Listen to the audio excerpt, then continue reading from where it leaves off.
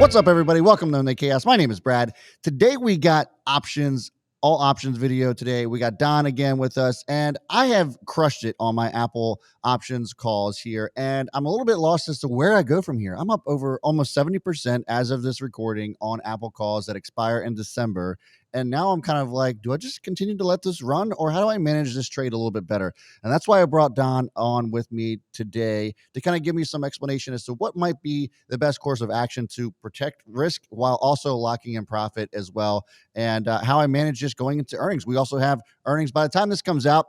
Apple earnings will already be underway, so obviously that's a little bit of a time delay, but either way, you'll get kind of the idea of how to manage risk when you've really hit it big on some options calls. So let me go ahead and bring Don in here. And what's up, my man?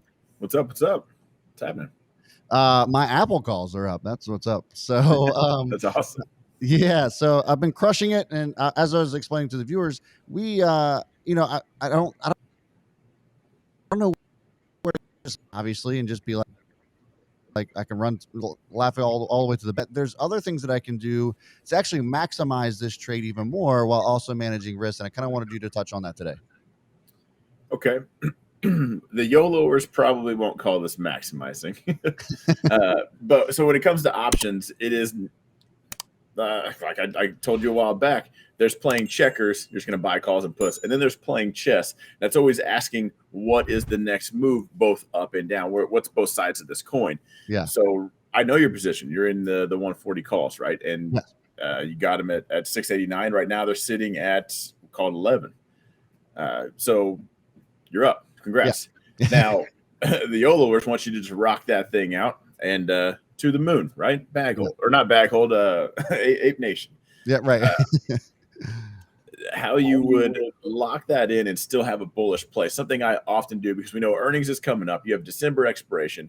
Earnings is just one day. There's going to be an announcement. It's going to go up or down. So what I like to do is turn them into a spread. So like you bought the 140s, I would sell the 145s. Now I'll collect that premium, and then I have a $5 spread. In your case, you paid $689, so you paid $689 for one contract. The 145s are sitting at $740. Yeah.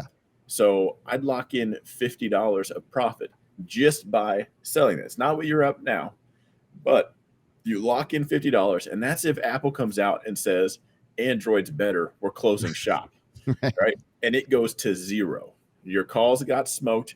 In this case, the most the cheapest you can walk away with this is $50 per spread, but it's a $5 spread. Max profit's $500. Yeah. So on top of what I've already made, essentially, right? No, because think about money going out, money going in. You paid $689 for these, and you're going to collect $740 for them. Okay, so let's go ahead and just show them the Thinkorswim here, and then that way you can kind of give our viewers a visual explanation a little bit better on what you're talking about as far as that's concerned. All right, so you bought these, the 140s. Now they're up, like I said, we'll call it 11. You paid $689 for those. That's that contract. That's it. Now you can call that a day. You can lock in that profit and say that's good. That's still a decent trade. That's a great trade. But what we're going to end up doing is sell these. Sorry, the 145s. Now Apple actually sold calls. What's that? We're going to sell those calls, just to clarify. Yes. Yeah. Calls. We're turning it into a spread. Plenty of ways to figure out what a spread is.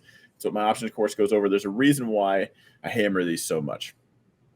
So right now you have a $5 spread if you sold these, and you've collected $50 to be in a $5 spread is what that play is going to turn into.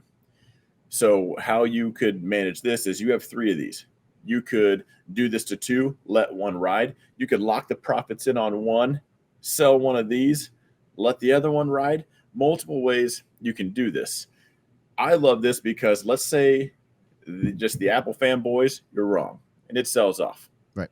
Okay. This one's going to collect some money when it pulls back. Plus, there's IV crush after earnings.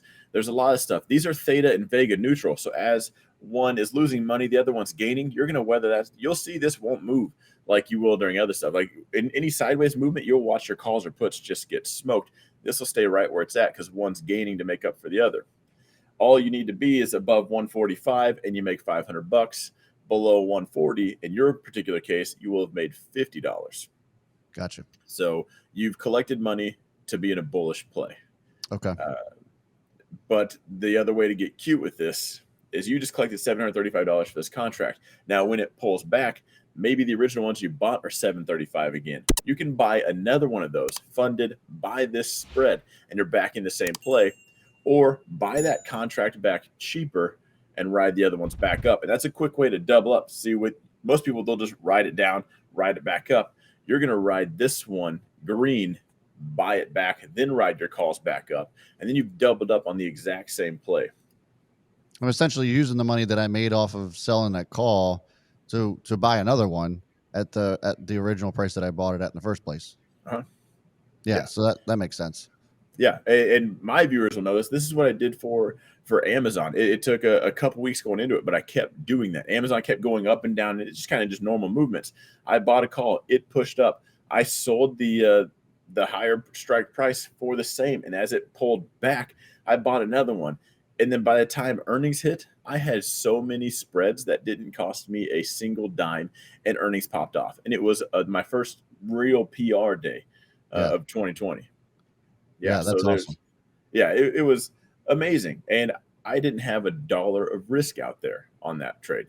Yeah, that's the best part. That's the craziest part. Like, we always talk about managing risk when you're buying shares outright, which is, obviously the traditional way that I've always traded. And the managing risk part has just been like taking a little bit off the table, obviously scaling out. That's kind of, to me, the best way to manage risk when you're just trading them straight up. Whereas this gives you the opportunity to kind of still stay in the trade while also managing risk. And obviously the best case scenario, as far as yours is concerned, where you had your personal record best day, just by using this strategy, you were managing risk, but it was like best case scenario. And so, that's awesome, man. One more thing, because you talk about managing risk. Here's the Apple chart real quick.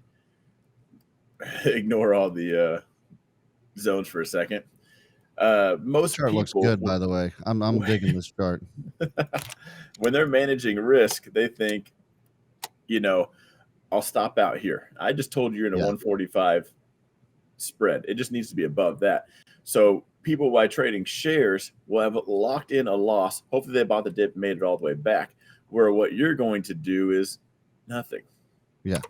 Because when that sell, let's say Apple does just a complete earnings drops and does this. People that had shares locked in a loss here. Maybe they bought the dip, locked in another loss here. You're still in the play. You're at your max loss. You can't lose anymore, which for you is still $50.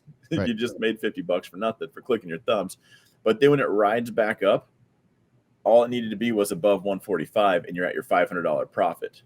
So there is, when it comes to management, when it goes to the downside, the management is literally just the clock. We're just going to wait. Unless you want to get cute with it and buy it back cheaper, like I said, and do all the other plays. Worst case scenario, all you do is turn it into a spread. You're going to ride that storm out. All you need to be is directionally right. Just needs to be 145 and a penny. And you made $500 on that. Up or down? Up or down is basically what you have to ask yourself. And if you're you're in call, so you're going to be in a call spread. You want it to go up. Right. If you're doing this with puts, you'd want it to go down. Yeah, right. Yeah. And I think that obviously Apple has been all over the place, but usually Apple ends up being on the right side of this as far as the ups concerned. But this is to me, I think is going to be the play that I make going into earnings, just because obviously we know how volatile it is. And I think, obviously I don't want to squander away all my winnings, but I think this is a great way to also manage risk while still remaining in the trade. Could I walk away and just take my money and run? Sure. But I think there's also potential here for me to make even more while also managing risk here. So I think this is a great idea, something that I'm going to implement. So appreciate it, Don. Yeah. So just one more visual. Apple takes the beat down. All you need to be is above this blue line right here by December 17th to make $500 on that play. Which is at 145. Yeah, 145. So just imagine it does this again. Right.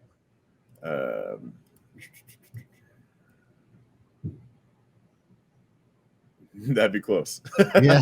but as long as It'd it be comes really close. right back, we just stretch it a tad bit further, and you're Yeah. good. Yeah. Yeah. I love it. On any time frame, big or small. I say that because tomorrow, let's say Apple is a green, and it pumps up, and you see that pullback coming.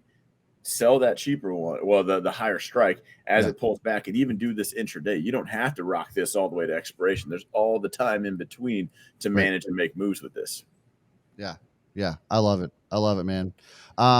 Thanks so much, guys. I know that there might have been some stuff, terminology, whatever, that we kind of went over because it was a little bit of a quick video. If any of this confused you, if you're looking for an opportunity to learn more about options, all this goes over and is explained very simply with Don's course. You can go over to WeTradeHQ.com to check that out.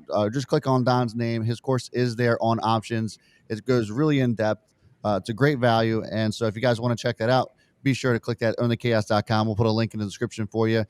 Anything else for the viewers, Don? Man, there's all kinds of YOLOs out there. Where can they find you? Make money. Where can they find you? My show, Don Franz Show on YouTube. Perfect. All right, guys, that's going to do it for us. Thanks so much for tuning in. As always, we'll see y'all before the bell. B. Smith, Don Franz, we're out. Have a good one.